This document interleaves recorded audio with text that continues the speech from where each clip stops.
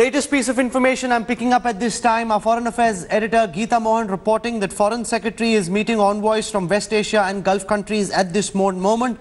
Envoys from Iran, Turkey, Albania, Qatar, UAE, Morocco, Jordan, Kuwait, Saudi Arabia, Egypt, Oman and Bahrain have met the Indian Foreign Secretary, the highest ranking Indian diplomat, meeting envoys from West Asia and Gulf countries. This is important because this is usually where Pakistan draws its support from. These are usually the countries who tend to support, because Pakistan is seen as an Islamic republic, tend to support with Pakistan. So key part of our diplomatic offensive is to ensure that these West Asian and Gulf nations understand exactly why India is going to do what it will and ensure that they are on board. If you see, even in the Gulf, Pakistan has increasingly been isolated, not quite enjoying the same kind of support as it once did.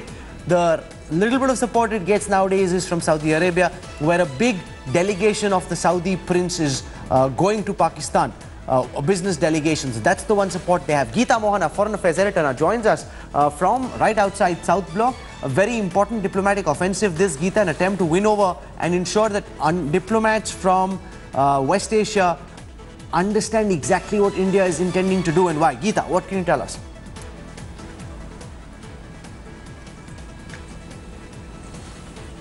Well, Rahul, this is day 2 of India's diplomatic offensive. Day 1, we saw G20 countries and an important immediate neighborhood that really Foreign Secretary Vijay Gokhale engaged with. Day 2 is West Asia and some Southeast Asian countries. Laos just went in a while ago. Foreign Secretary is engaging with everyone. Okay, who else have the Indian diplomats spoken to? We've seen so far 48 countries come out and condemn this terror attack. The United States especially important, Geeta, for the kind of statement that's come from Washington, D.C.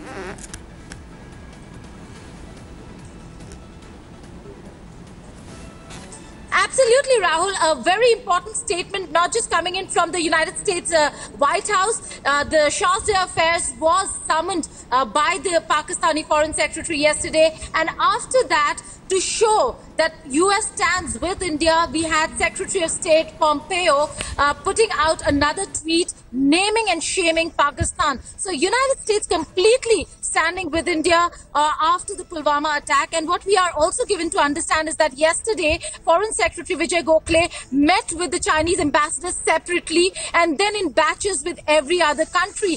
So very important move over here. But the second very important diplomatic offensive that we will be seeing is in the FATF and the European Commission, where Pakistan is most likely to be blacklisted. The review meeting is coming up this week, where we are looking at grey listing, moving to blacklisting, but it's in October when the final blacklisting will happen.